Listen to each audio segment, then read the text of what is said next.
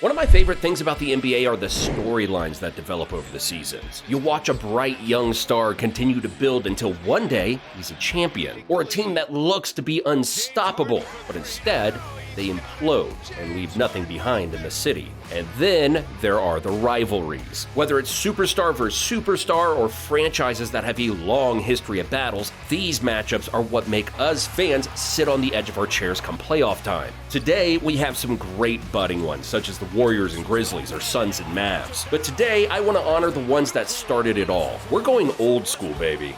Let's dig into it.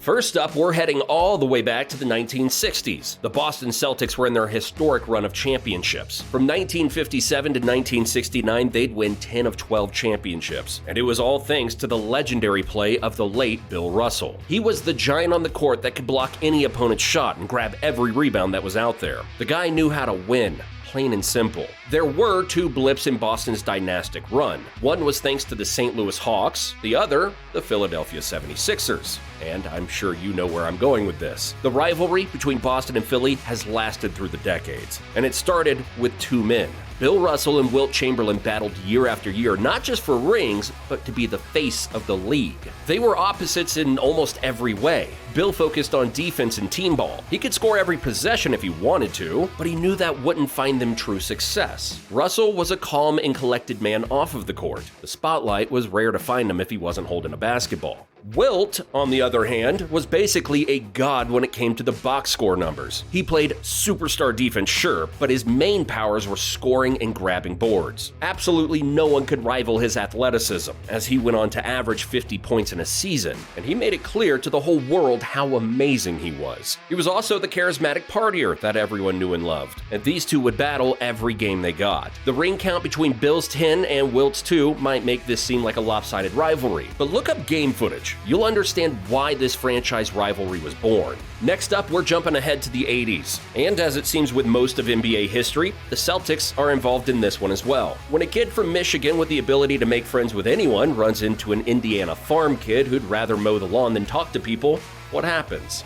It's obvious, really. It becomes possibly the greatest rivalry to ever exist in American sports history. The LA Lakers with Magic Johnson and the Boston Celtics with Larry Bird. They resurrected a struggling league and cemented these two teams as notoriously against one another. It is unfortunate that both of these legends had their careers cut short. However, their finals matchups against one another have become timeless classics for basketball fans. The Lakers reached the finals in the 80s 8 times. The Celtics would reach it 5 times. And match up against LA for 3 of them. Magic won 2 of those 3, but Larry was still dominant on both ends of the court and made 3 all-defensive selections, and tied Magic in league MVP awards. It's a rivalry that had action, heartbreak, and a lasting friendship. Truly hard to beat. But this next one had so much action, it might be close. Once Magic and Bird were out, the next guy ready to run a decade was none other than Michael Jordan. The Bulls were so dominant, you could pick multiple teams and view them as their rivals. But when we look back at the 90s Bulls, I think most of us will think back on those battles of MJ versus Isaiah Thomas and the Bad Boy Pistons. These teams were clashing for control of the East year after year.